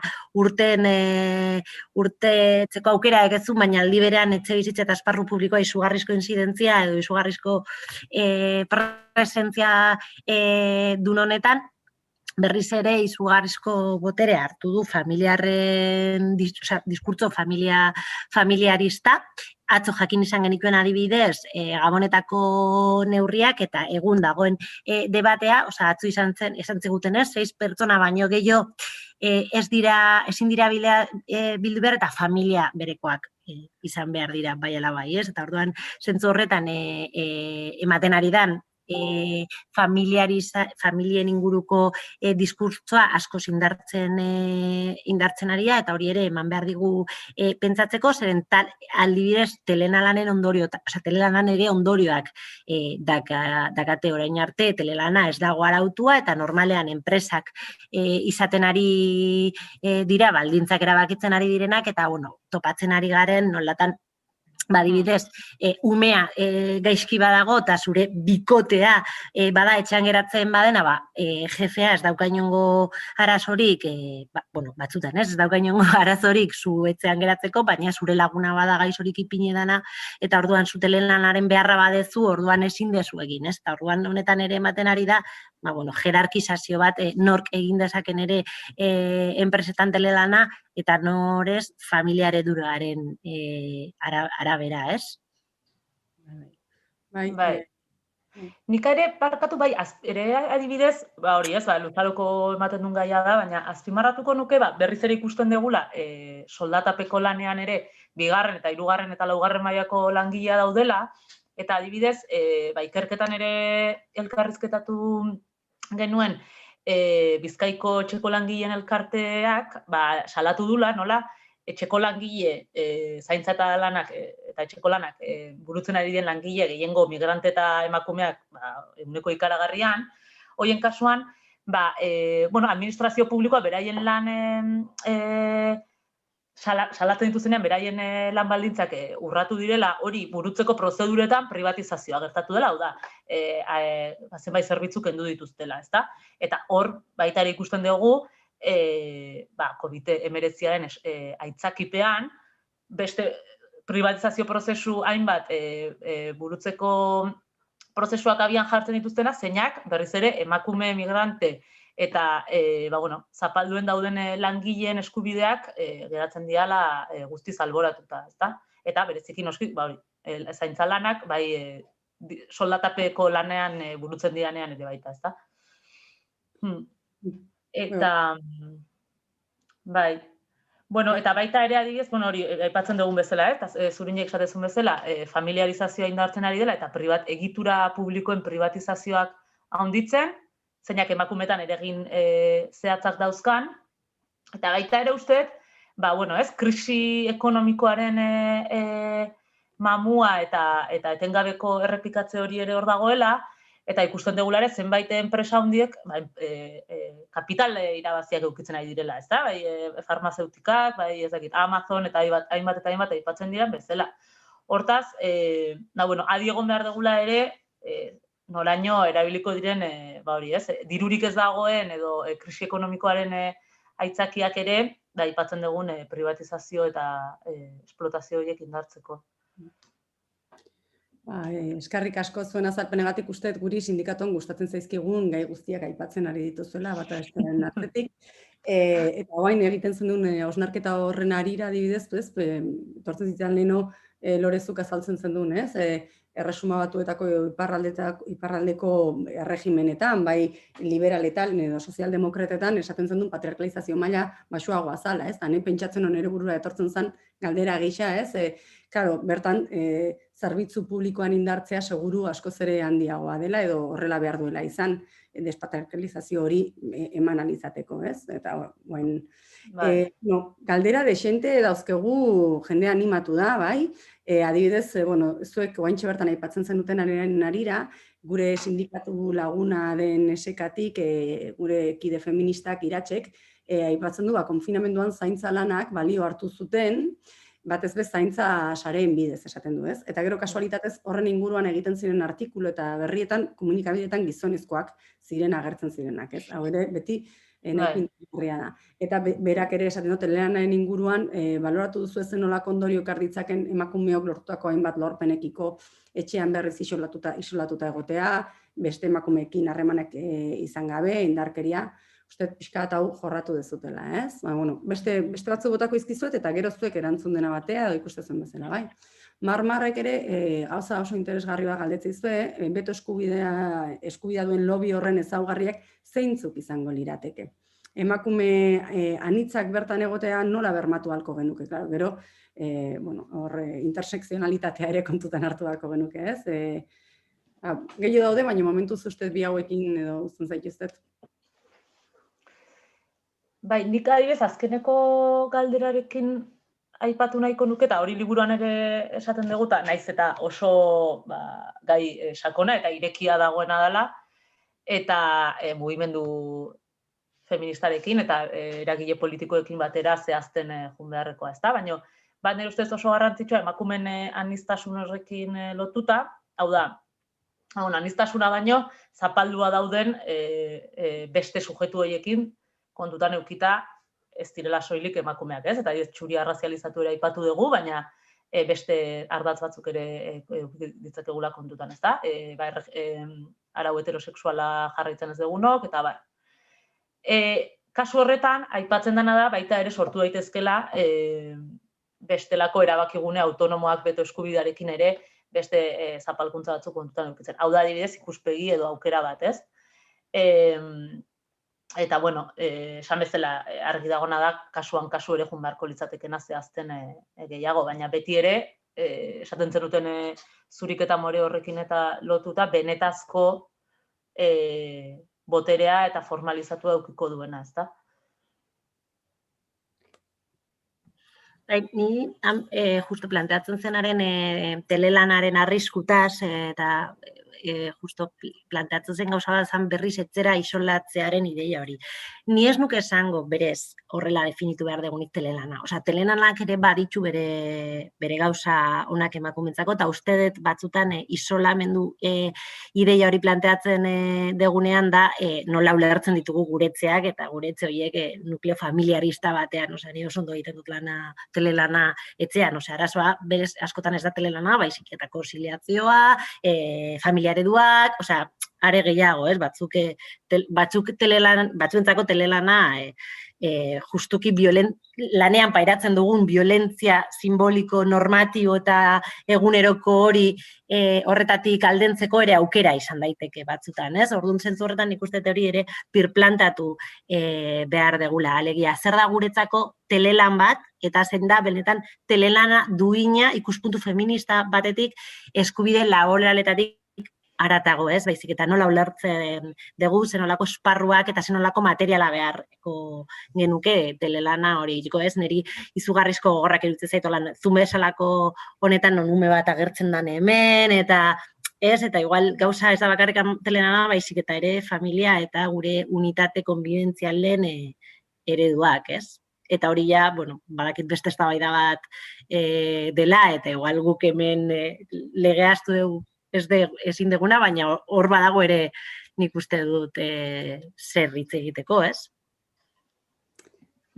Bai, oso interesgarria. Botatzi zuet hemen beste galdera bat, Edurne Erreak jarri du hemen hausnarketa bat, esaten du, botere esparruetan genero portzentai orekaren inguruan eta horren bueltan galdetu nahi dut dio. Esparru horiek maskulinizatuta daude, eta horren ematen diren jarrerak edo funtzionatzeko moduak ere. Gero esaten du, emakumeak hor sartzerakoan rol maskulinoa hartzen du askotan. Emakume rolarekin esparruak eraldatu edo horren inguruko hausnarketarekin. Eta nik honi gehituko nioke, berak egiten duen galdera oso interesgarri iruditzen zaidala, adibidez, eremu sindikalean, beti ulertu da negoziazio kolektiboa gizonezkoen eremu gisa, nik uste dudalako negoziaketa eta guda logiketan kokatzen dalako negoziaketa. Egia da, urteak pasa ala hori asko aldatu dela, baino nola berak egiten duen galderaren harira, ez? Ez aldatu bakarrik portzentaiak, baizik eta bertan ematen diren logikak edo maskulinitate eta feminitatearekin lotzen ditugun funtzionamenduak, ez?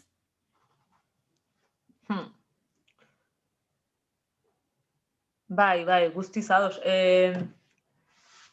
Horregatik ere nik uste ez, guk azpimarratzen dugula aldaketa egituraketetan eta erabakiak hartzeko guneetan eta lana antolatzeko moduan eta bizitzak eta kasu horretan Zurinek aipatzezunakin lotuta ere bai, etxeak eta auzoak antolatzeko eta nahita nahi ez aldaketak sakonak eta dimentsio guztietan burutzen balin baditugu, horregatik ere azpimarratzen dugu, bakarrik hartzen dugunean gauza zehatz bat erlazioan ulertu gabe ez dugula lortzen bilatzen dugun efektu hori, ezta?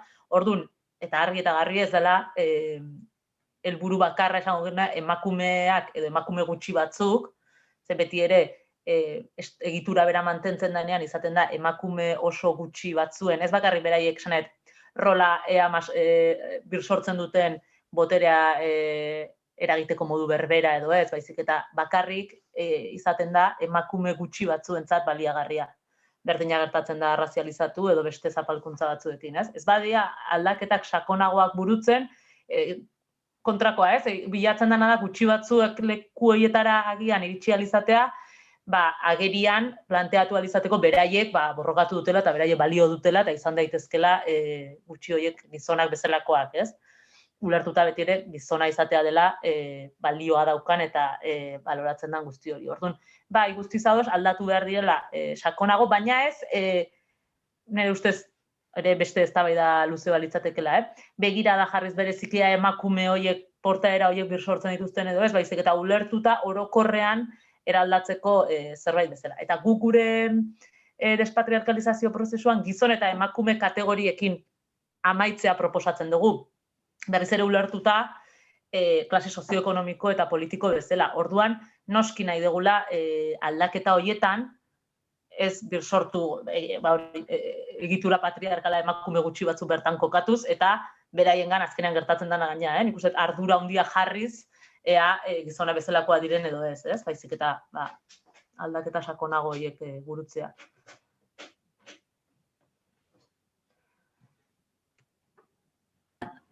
Bai, eta gauza bada, nik uste egiteuretan egin daitezken aldaketak eta, Loreko ondo azaldu duen bezala, eta gero dago estetikoak diren gune horietan, non emakumeak deituak izaten gehen normalean kuota betetzeko, askotan bakarrik gaude ere motan, eta ni baduket zentzazioa zentzonetan kaina asko maten adi diogula gure buruari emakumezkoek, beti, erakundetan, emakume askoek ezaten ziguten, ez?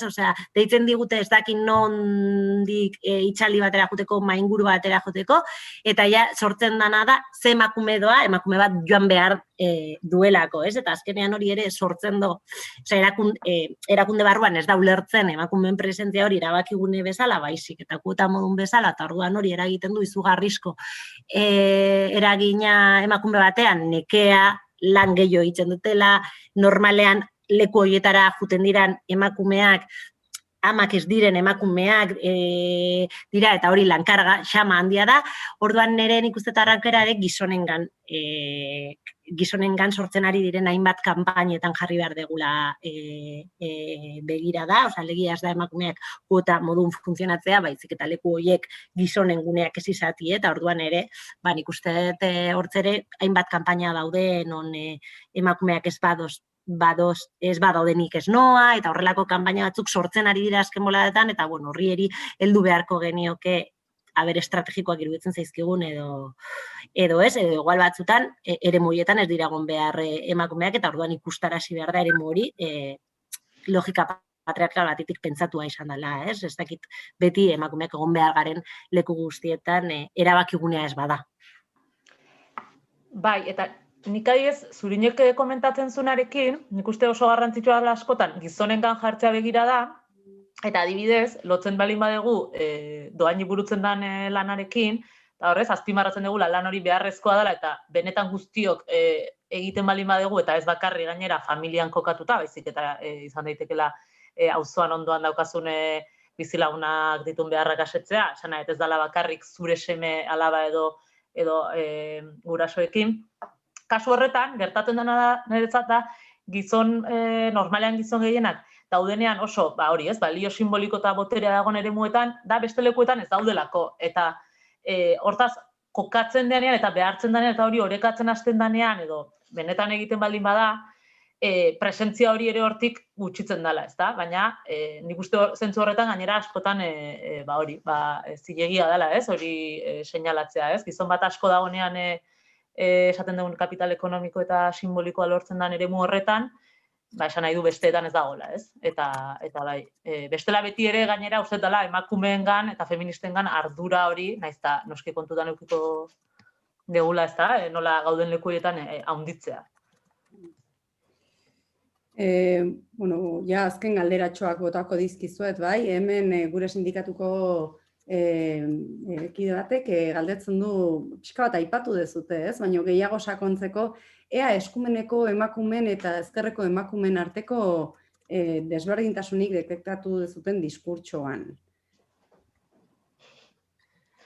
Barkatu, nik ez dut ondo. Ea, ikerketa egiterakoan, nola hainbeste emakume anitz elkarrizketatu dituzuen, ea eskumeneko eta ezkerreko emakumeen artean desberdintasunik nabaritu dezuten. Nik ere, nik egingo nukean diferentzia bat, barkatu. Nire zalantza dauket, gero askotan ere, Susanak galdetzen denari lotuta, nolako autokritika izan duten elkarrizketatuak parte hartzerakoan. Hau da, askotan gu feministak gara eta solidaridade hori sortzen dugu gure artean, baina nori diogu nolabait leialtasun gehiago, Bian alderdi politikoari edo ezakit parte hartu duten emakume guztiak halako zintzotasun edo autokritikarekin funtzionatu duten beraien erakundekiko edo sindikatuekiko edan da. Bai, nian beste eje bat jarriko nuke. Nik ez dut ezberdintasunak edo berdintasunak batez ere nabetu izan ditugu feministak bezala identifikatzen diren edo ez.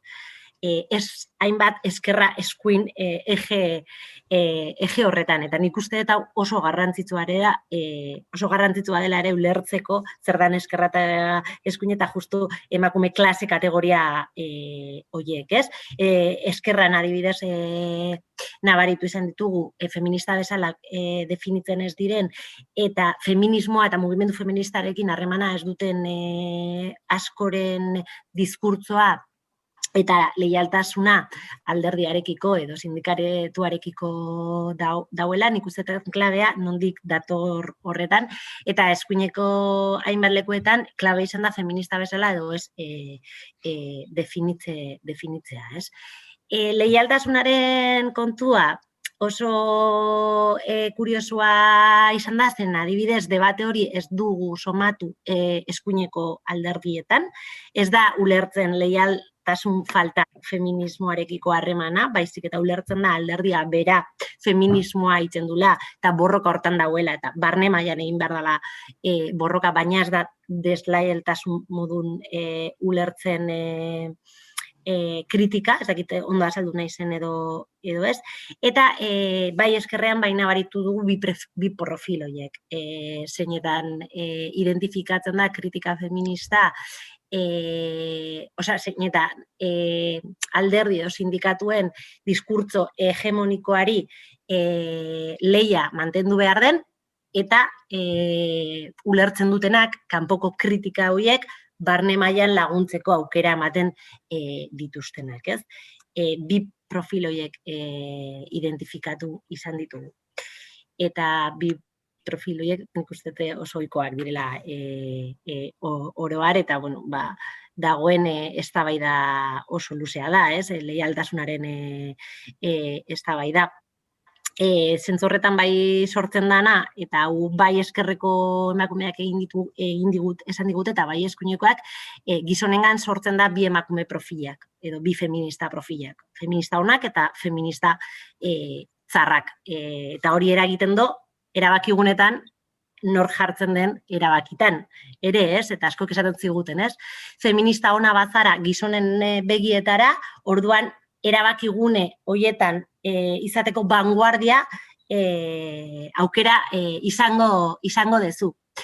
Feminista txarra modun identifikatu izan batzea, erabakigune horietatik kanpo geratuko zea.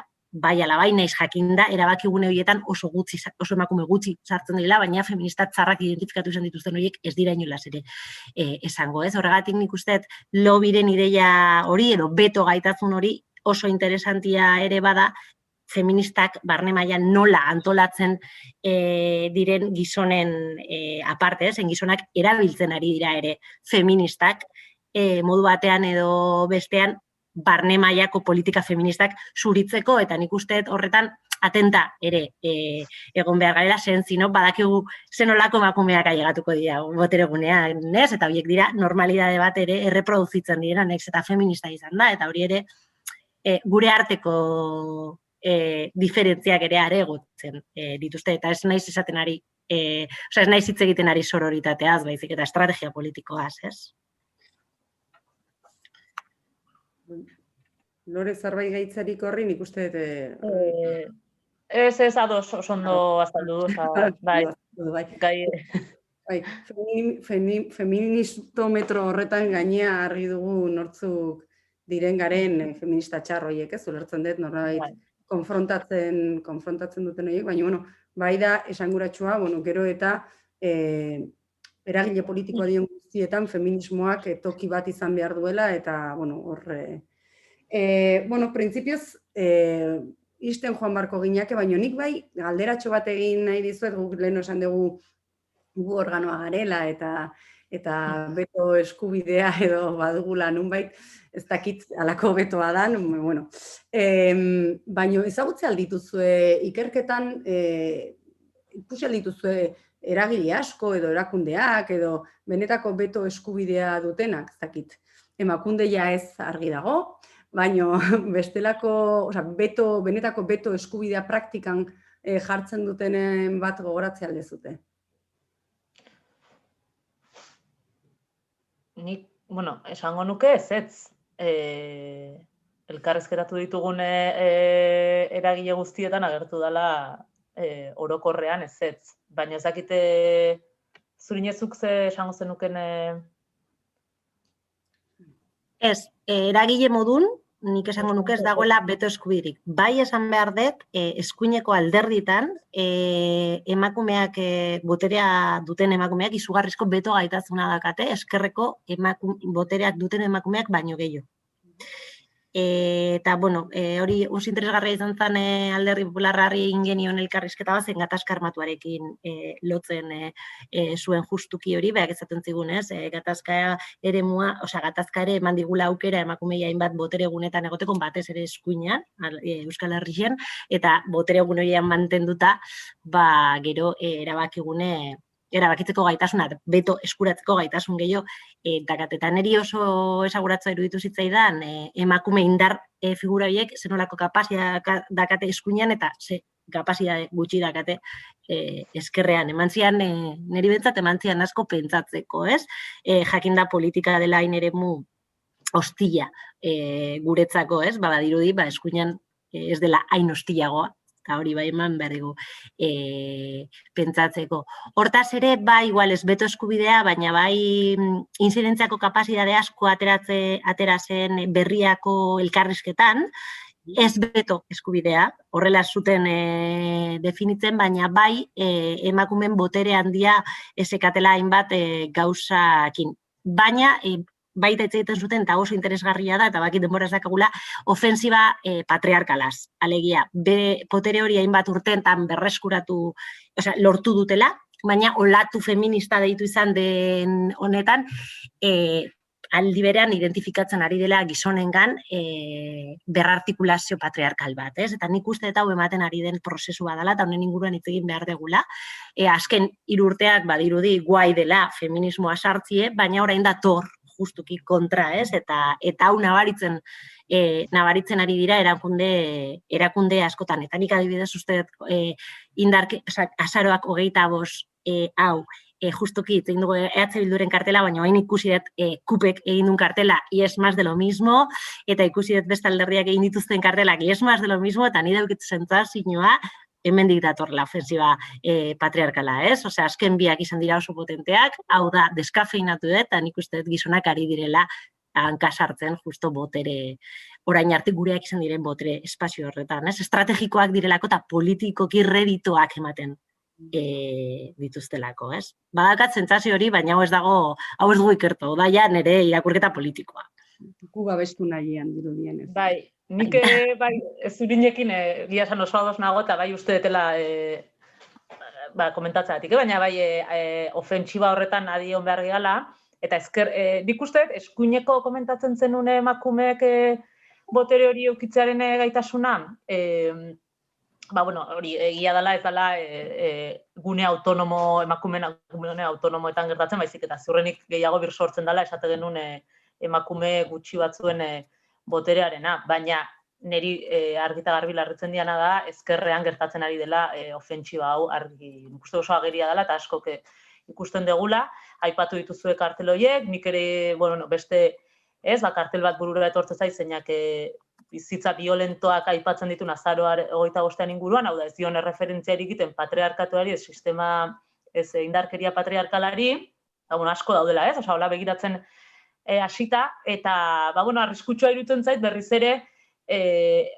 perspektiba estruktural hori alde batea uzten baldin badegu, eta orain egiten baldin badegu genero ikuspegiri gabeko irakurketa, non argi dagoen, bai, COVID-arekin, krisi ekonomikoa eta prekarizazio eta indarkeria asko eukiko handituko direla, berriz ere patriarkalizazioa indartzen dela eta emakume honez zapalkuntzak kokatzen dela bigarrengo, hirugarrengo leku batean eta gizonen botere hori handitzen dela.